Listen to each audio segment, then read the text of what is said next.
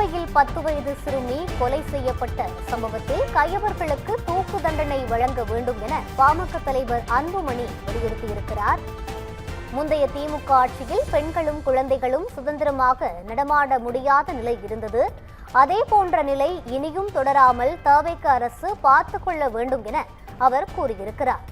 தவேக அரசு பெண்கள் மற்றும் குழந்தைகள் பாதுகாப்பில் கூடுதல் கவனம் செலுத்த வேண்டும் எனவும் அன்புமணி வலியுறுத்தியிருக்கிறார்.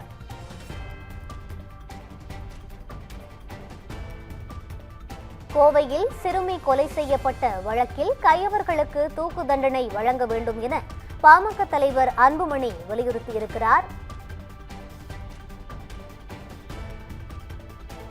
கோவையில் 10 வயது சிறுமி கொலை செய்யப்பட்ட சம்பவத்தில் கயவர்களுக்கு தூக்கு தண்டனை வழங்க வேண்டும் என பாமக தலைவர் அன்புமணி வலியுறுத்தியிருக்கிறார். இதுகுறித்த கூடுதல் விவரங்களை வழங்குவதற்காக எமது செய்தியாளர் சக்திவேல் இணைப்பில் இருக்கிறார். வணக்கம் சக்திவேல், முழு விவரங்களை பகிரலாம். நிச்சயமாக வணக்கம் ரூபி. பாமக தலைவர் அன்புமணி தனது எக்ஸ்தல பக்கத்தில் ஒரு அறிக்கையை வெளியிட்டுள்ளார். அதில் கோவையில் சிறுமி பாலியல் வன்கொடுமை செய்து படுகொலை செய்யப்பட்ட கயவர்களுக்கு தூக்கு தண்டனை பெற்றுத்தர வேண்டும் எனவும் கோரிக்கை விடுத்திருந்தார்.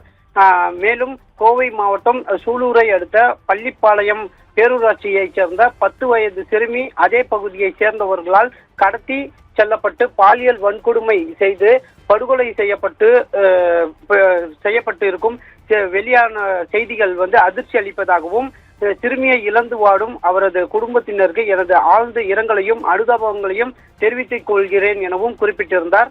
மேலும் முந்தைய திமுக ஆட்சியில் பெண்களும் குழந்தைகளும் சுதந்திரமாக நடமாட முடியாத நிலையில் இருந்தது. திமுக ஆட்சியின் 5 ஆண்டுகளில் மட்டும் குழந்தைகளுக்கு எதிராக 27,000 போக்சோ வழக்குகளும் சட்டப்படியான குற்றங்களும் உள்ளிட்ட மொத்தம் 62,000த்திற்கும் மேற்பட்ட குற்றங்கள் நடந்தன. அதே போன்ற நிலை இனியும் தொடராமல் அரசு பார்த்து கொள்ள வேண்டும். மேலும் புதிதாக பொறுப்பேற்ற முதலமைச்சர் விஜய் அவர்கள் தலைமையிலான தவேக அரசு பெண்கள் மற்றும் குழந்தைகளுக்கு எதிரான குற்றங்களை தடுக்க சிங்கப்பெண் சிறப்பு படை உள்ளிட்ட நடவடிக்கைகளை எடுத்து வருகிறது. அத்துடன் பெண்கள் மற்றும் குழந்தைகள் பாதுகாப்பில் கூடுதல் கவனம் செலுத்த வேண்டும்.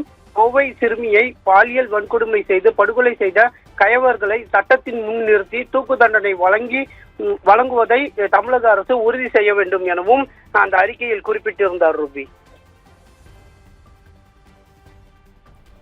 விரிவான விவரங்களை வழங்கியமைக்கு நன்றி சக்திவேல்.